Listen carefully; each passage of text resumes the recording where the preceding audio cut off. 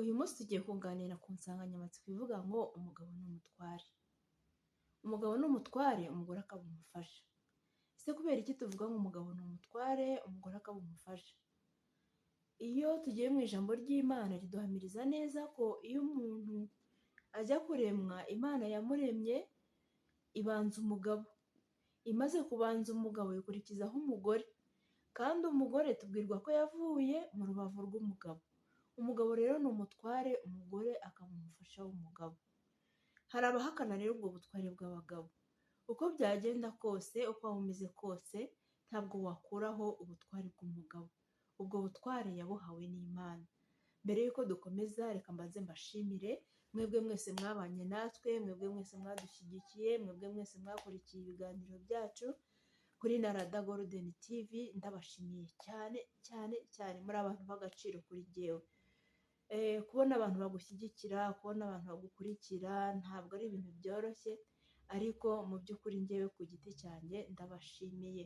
Njyewe bashimira nitwa Mugisha Marie Louise. Mukomeze mukore subscribe, mukurikire ibiganiro, muduhe inama, kandi n'uwumva ufite n'ubuhamya bwiza ushobora gusangiza abandi ku buzima bw'umuryango, ubuzima bwa gikristo, ubuhamya bushobora kubaka umutima w'umuntu, ubuhamya butari ubusenya abandi, ahubwo ubuhamya bububaka bagakomera, bagakomeza kubaka neza, bagakomeza kurera neza abana, bagakomeza kuyobora abandi mu rugendo rujya mu ijuru. Ni karibu kuri Narada Golden TV. Rero reka dukomeze ku nsanganyamatsiko yacu. Navuze ngo umugabo ni umutware. Iyo tubivuze akenshi usanga badutera amabuye, ariko udutera amabuye ni utarasobanukirwa n'agaciro k'umugabo. Umugabo ni imari ndaguyango. Umugabo ni umuntu w'agaciro muri twebwe mu buzima bwacu nk'abagore. Umugore udafite umugabo usanga akenshi asuzugurwa. Umubonye wese yumva yamufata uko ashaka, yumva yamuhamagara ati ngwino nkujyane aha n'aha, yumva yamutunga, yumva mbese ari akantu koroheje ku buryo umuntu ashobora kugatwara uko yiboneye. Ariko uretse ko banabyibeshyaho, abagore ntabwo ari uko duteye muri rusange, ariko nagira ngo nkubwire ko iyo ufite umugabo, icya mbere biguha agaciro. Ikindi cya kabiri, iyo ufite umugabo uba wumva ushyigikiwe, uba wumva ufite umutekano. Uko byagenda kose ntawamvogera, uko byagenda kose ntabwo ubuzima bwapfa kunshanga, uko byagenda kose arahari kugira ngo andeberere, areberere umuryango wanjye, areberere abana, areberere umuryango muri rusange. Umugabo rero ni umutware. Ntabwo rero kuvuga ko umugabo ari umutware ari ugusuzugura umugore, ntibikabeho. Kadutanga urugero, dufite perezida w'igihugu cyacu. Perezida ni umuyobozi w'igihugu, ariko kandi ntabwo igihugu akiyobora wenyine. Agira atyo ukabona ashyizeho guverinoma. None mbabaza akabazo k'amatsiko, iyo perezida yashyizeho guverinoma agashyiraho minisitiri wa mbere umwungirije, agashyiraho n'abandi, abo bose ko baba bungirije perezida, iyo tubabonye tubona ari abantu baciriritse? Uyu mubonye ukumva ngo premier minisitiri abaye runaka, uwo muntu ako kanya no muri wowe uhita wumva ugize igishyika, mwashaka no guhurira mu nzira niyo yaba ari umuvandimwe wawe ukumva ko ari premier minisitiri. Ntabwo bishatse kuvuga ko premier minisitiri areshya na perezida. Afite aho agomba kugarukira. Perezida ahora ari perezida, umwungirije aza amwungirije, kandi uyu mwungirije agira uriya ubanza inama, agira perezida inama akamubwira ati ariko aha nyakubahwa perezida, twabigenza gutya kugira ngo igihugu kibashe gutera imbere. Ntabwo rero kuba ari premier minisitiri asumba perezida cyangwa angana na perezida, ntibibaho. Ni nako rero no mu rugo bimeze. Umugabo ni umutware. Ubutware bwe rero afite uko yumva yabutwara, afite uko yumva yayobora urugo rwe. Muri ubwo butware yahawe n'Imana, muri ubwo butware yahawe n'umuryango nyarwanda. Natwe mu muco wacu wa kinyarwanda twubaha abagabo. Kuva kera na kare umugabo yahoze ari umutware w'urugo. Ntabwo umuco nyarwanda wigeze ujya kure ijambo ry'Imana, ahubwo nawo urarishyigikira. Wabonaga ko umugabo ari umutware, uretse ko bamwe bafata ubwo butware bagashaka kubutwara uko bishakiye. No mu buyobozi busanzwe habaho abatware b'abanyagitugu, hakabaho abatware bahubuka, hakabaho abayobozi bakora ibintu mu buryo budakwiriye, ariko ntibivanyeho ko ari umutware. Nubwo abikora nabi, nubwo atabikora uko bikwiriye, ariko akomeza kwita umutware kuzageza igihe ubutware bwe buzarangirira. N'umugabo rero ni uko. Nta mugabo uri parfait tuzabona, ahubwo umugabo mu butware bwe, wowe nk'umwungirije umufashije iki? Niba uri kubona ko ari kugenda uko utabishaka, wowe nk'umujyanama we umufashije iki? Wowe nk'umufasha we umufashije iki? Ese niba ubona hari ibyo atwara uburyo wowe wumva bitakunyuze, ukora iki kugira ngo byibura ubutware bwe bukunyure?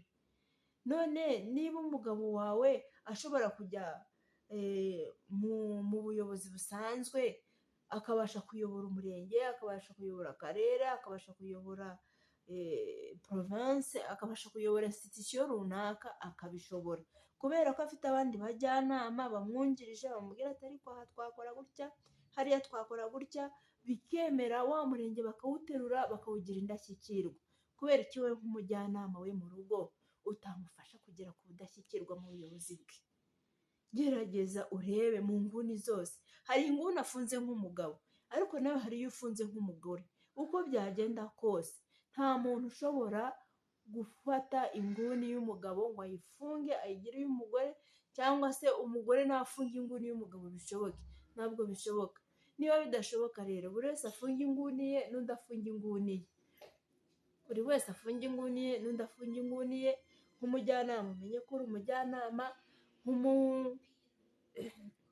nk'umuyobozi ugumye ube umuyobozi, hanyuma nawe nk'umujyanama umenye ngo umuntu wanjye ndamugira inama muri ubu buryo, mugira inama muri ubu buryo, kugeza ubwo tuzarasa ku ntego y'ubuyobozi bwiza mu muryango wacu. Ese byagenda bite? Ese wakora iki?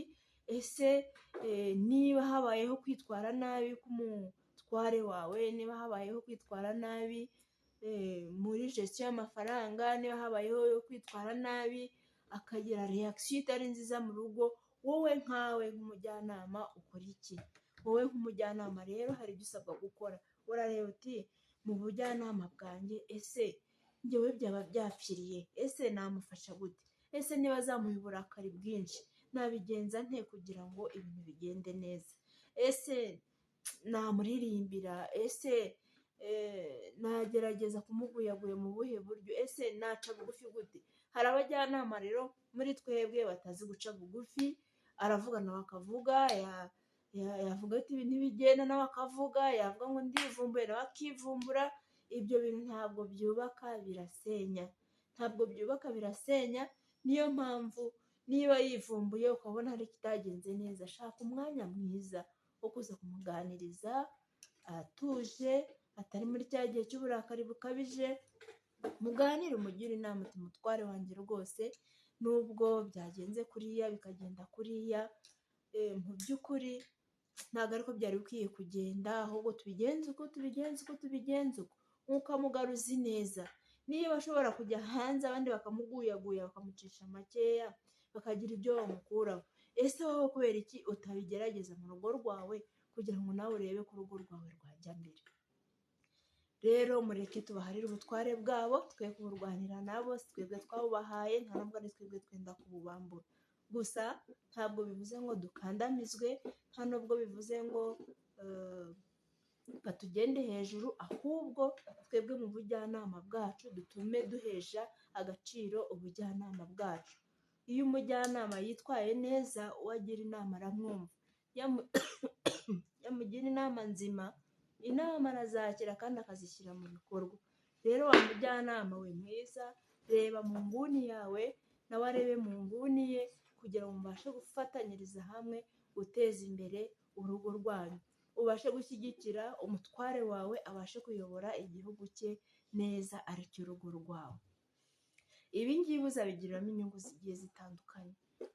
Navuze ngo abatabizi cyangwa se abihenura, batumva agaciro kabyo, mugerageze mubikurure, musubire mu gihe cya kera, mujye muri fiyansaye, wibuke amagambo meza mwabwiranaga, wibuke imishinga myiza mwari mufitanye, wibuke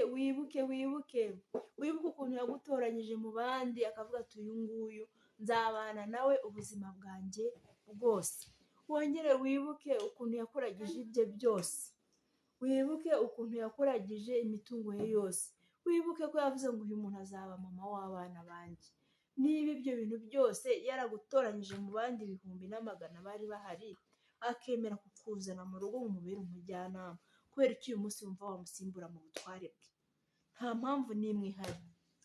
Ca bugufi wibuke ko ibyo warahiriye imbere y'ababyeyi ukaza ukemera uti njyewe rwose nemeye kuzamubera umufasha mwiza, nemeye kuzamukomeza amaboko, nemeye kuzamushyigikira tukubakana, mukagenda mukabirahirira imbere y'umurenge, ubuyobozi bukabyemeza, mwarangiza mukajya n'imbere y'Imana ukabirahirira ukavuga uti njyewe rwose ibi bintu nzabigendamo neza, nzamushyigikira, nzabana nawe, nzamwubaha, nzakora uko nshoboye kose kugira ngo tubane akaramata dutandukanywe n'urupfu.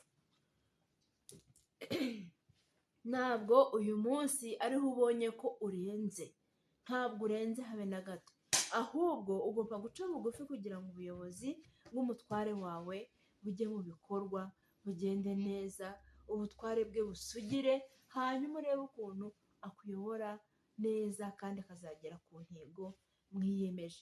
Erega mwibuke ko mwese muri abagenzi, mwahuye mukiri batoya, murakura, mugisha murunguka, mubona urubyaro. Mwibuke ko ubu butware muhawe cyangwa ubutware yahawe agomba kuyobora uyu muryango ku buryo azatambuka agasiga umuryango we uhagaze neza. Amaze kuva mu buzima abantu bagasigara bavuga bati dore generasiyo yakomotse kwa runaka, uriya muntu rwose yari umuntu w'umugabo, icyakora yari afite n'umufasha, icyakora yari afite n'umugore. Mana yanjye, uzi kumwubaha, uzi kumugendera uko abyumva, uzi kumugira inama. Ibyo rero ni wowe ugomba kubigiramo uruhare.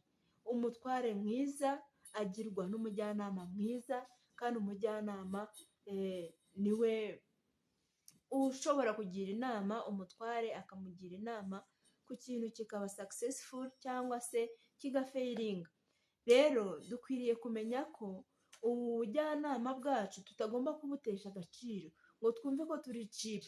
Oya, ntabwo turi cheap habe na gato, ahubwo turi abantu bakomeye b'agaciro gakomeye, kuko utabaye umujyanama mwiza umugabo ayoberwa iyo ava n'iyanjye.